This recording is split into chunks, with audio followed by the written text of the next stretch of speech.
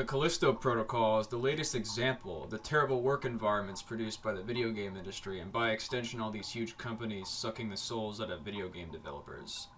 There have been reports of this game being on a nasty crunch schedule from as far back as September, and dear God almighty does it show. On Steam, right now the game is being bashed solely for its failure to maintain a stable frame rate on some of the most powerful GPUs. I somehow managed to get a stable 60 frames per second for a solid 2 hours. But the main issue I have with this game is not that it runs like shit, but more so that it just feels like Dead Space dumbed down for a modern audience. The story of this game is railroaded up your ass faster than a virgin and his high school sweetheart underneath the bleachers after the local football game has concluded while they're both jumped up on all sorts of dope. The game begins very awkwardly as we're greeted to a cutscene that abruptly begins and doesn't feel at all like how a AAA game should start from the main menu. Looking beyond that, we are introduced to a scene full of rotten corpses and a woman with a gas mask who is in the midst of urban exploring. She walks around an industrial area that looks like BioShock in space before some infected dude charges her and she pushes him away. The camera zooms out and it's revealed this is all CCTV footage of a news broadcast of a massacre on Europa by the notorious terrorist Danny Nakamura, which just so happened to be the lady we were spectating the whole time. It is here we are introduced to our beloved two main protagonists, Jacob and Max. And holy dear mother of God, it's at this point I must say the dialogue is written so piss poorly that it puts Hunt down the Freeman to shame. I'm not going to regurgitate every sentence uttered by these characters, but some of these voice lines sound like they belong in a Resident Evil game more so than a Dead Space spiritual successor. You got something to say? You're gonna keep flicking that thing all day. I was watching that. But I'm getting ahead of myself. Going back to our heroes Max and Jacob, the whole dialogue between the two is so oddly written. I can't pick out anything in particular because it's the whole confrontation between them from the moment they begin speaking. You just have to look up gameplay footage if you truly want to appreciate the Callisto Protocol's amazing narrative experience. I also noticed that they're both drenched in sweat for some reason, which also served to further increase the absurdity of the entire situation.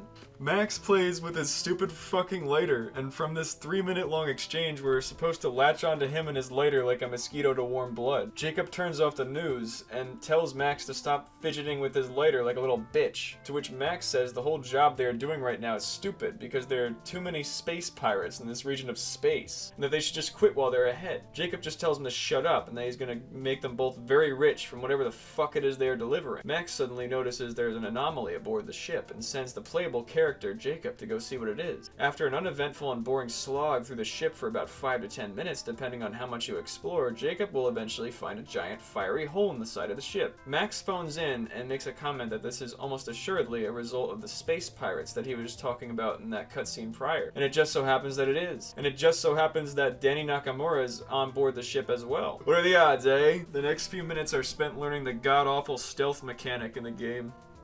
And you know what? It wouldn't even be that bad if the enemies in this game were programmed with a real AI system instead of just walking kill boxes for this segment. Putting the stealth crap aside, Jacob makes a break for the door to the hangar of the ship and manages to lock all the space pirates, including Danny, inside the hangar. We're supposed to feel like Jacob has serious character development here when he is forced to eject all these space pirates into space, as he rationalizes it in his head as a me or them situation. This all falls flat on its face, however, mainly because I don't care about any of the stinking little bastards this game has thrown at me yet in the slightest. We're barely 10 minutes in, the game is attempting to make the player feel for a bunch of thugs and some strange terrorist lady on a news report we saw for 2 minutes in another cutscene. Jacob ejects the whole cargo bay into the black void of space, but one of the space pirates standing next to Danny shoots the window to the airlock door, and thus breaches the cockpit section of the ship as well. Now, this is a section I can forgive because it's a video game, and it's not supposed to be real life. All of the space pirates seemingly get sucked into space, and Jacob climbs up the floor panel sideways as the remaining air in the ship is being sucked out at a rapid pace. Somehow, the ship gets pulled back into Callisto's orbit, and here is where I got my first game crash. As soon as the fire on the windshield of the ship began forming, it crashed. I don't know why, but it happened. I filled out my Epic Games crash report with the words "what the fuck lol," and then I relaunched it. I suppose this is a good breaking point to talk about the terrible optimization that has become all too familiar for anybody waiting with bated breath for the release of a AAA game. I was getting around 20 to 30 frames per second when I ran the benchmark for the first time, which led me to fiddling around with the graphics settings like I was some kind of modern-day Terry Davis. I spent somewhere around 20 minutes configuring, testing, and reloading the game, which upon booting up each time you are forced to watch all the company logos without the ability to skip them with the escape key, like in every other game made. To make a long story short, I ended up getting a consistent 60 frames per second by turning TAA to FXAA and ran everything else on medium settings. I also turned motion blur and camera shake off because I want to play a video game, not watch a goddamn M. Night Shyamalan movie. The ship crashes, and you wake up in the same seat you were in when the whole thing went down. Everybody and their mother saw this coming, but unfortunately for old Max, he's dead. Well, he's about to die anyways. He somehow lasted just long enough for you to wake up and flex his fucked up face to Jacob and guilt trip him one last time before he actually dies. I'm guessing this scene was one of the reasons the game was banned in Japan, because Max's fucked up face really does look gross and disturbing. You fucked up my face. You can tell the facial modelers brought their A game for this part. Unfortunately, the next part of the cutscene is what inspired me to refund this game and write this multi-page essay in the first place. A bunch of robots that look like they came straight out of Black Ops 3 use laser cutters to open a hole in the cockpit of the ship. I like the voice of them, but other than their designs, they look really uninspired. One of the robots walked through, and a guy that reminded me of Heisenberg from Resident Evil 8 waltzes up to you. He reveals that he somehow has Danny with him, even though she was in the cargo bay when the ship crashed, and none of her goons are with her. Jacob tries fighting her. Heisenberg says no, and then he brings the two of them to the prison the rest of the game takes place in, Black Iron Prison. The next scene begins with Jacob and Danny looking at each other with puppy eyes, as if their sexual tension can no longer be contained by this dingy train cart they are riding in. Jacob makes a heartwarming statement to his fellow inmate. What the fuck are you looking at? I must applaud the Callisto Protocol's writing on this specific occasion for making such a meta remark, because I pondered his question as well after hearing Jacob say that line. Heisenberg walks in and verbatim says, "It's too late for this shit." And then he sighs, as if someone on AO3 had written his entire character arc. This intense music begins playing as if there's been any hint of tension this entire game so far. Heisenberg names himself Captain Ferris and gives Jacob this long number preceded by inmate, which is his new name as prisoner. Jacob begins soy-jacking at Danny over...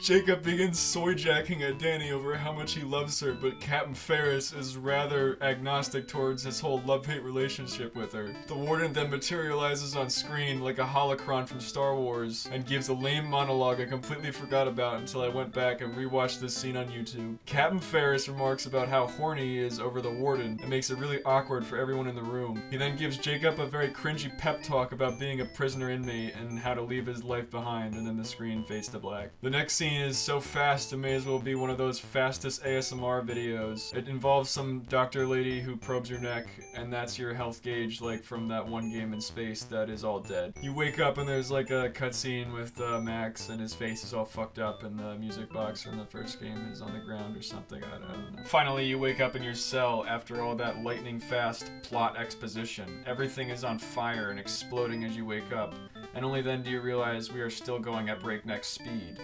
I'm not even kidding when I say I had to go back and watch a YouTube video of everything until this point to refresh my memory of a game I just played a scant few hours ago. I remember finally being given control of Jacob again and thinking to myself, what the fuck was I doing here? It made no sense at all. The first thing I noticed when I began playing again was the infinitely looping animations everywhere in this area. More specifically, if you look at the watchtower, you can see all the guards panicking and running in circles forever just from the view of your room, as if they were in the middle of a frantic Adderall binge. That's not even touching on all the other weird things I found in this room, but to keep this video from being any longer than it is, you'll just have to trust me. Or maybe some other good Samaritan will document all their findings. Anyways, I noticed here that Jacob spoke a lot like Ethan in RE7 and RE8, and I mean that in a very negative connotation.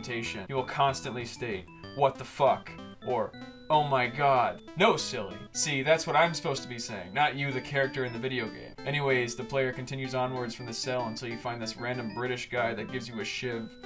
And he tells you to go stab everyone in the watchtower so you can let him free and escape with him. You do just that, and you learn about the game's combat system here, which basically boils down to click, click, click, dodge, click, click, click, rinse, and repeat forever. It's worth mentioning the difficulty was insane. I was playing on easy mode and was finding myself feeling like I was playing on hard, and this is coming from someone who beat Doom Eternal on Nightmares, so be wary of that if you plan on playing this thing. Anyways, Jacob kills some more dudes, he frees the British man, and just like that we are released into the real game. I personally hated the stealth mechanics here as well. There's this robot that you have to stay out of his line of sight, but he literally just moves to one area every time you activate a trigger in his AI, so he basically is a non-threat. I also came back this way after realizing I'd gone the way to progress the story, and the robot straight up despawn. I like the idea of using fuses one at a time, but what is even the point if they basically just function as overglorified doors? Maybe they would have done some puzzles with them or something, but by this point, if you can't tell, I was pretty fucking checked out. The enemies that I had fought so far were very boring and generic. The dialogue was all some shit you'd hear in a modern Zoomer horror flick. The overhyped gore honestly paled in comparison to the original Dead Space from 2008 to me.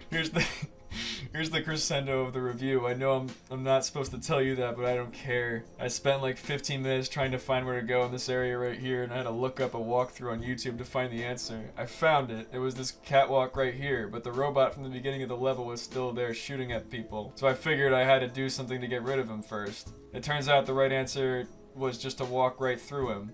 I phased through him as if he were some kind of bad hallucination from a couple tabs of acid.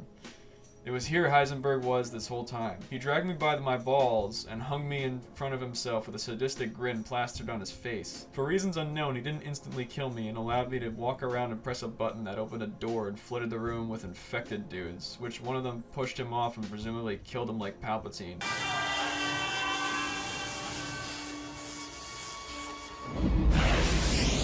The end. Go smoke a joint and play Dead Space, you fucking nerve-ape. Our channel. But for now, thanks very much for watching, and I'll see you next time!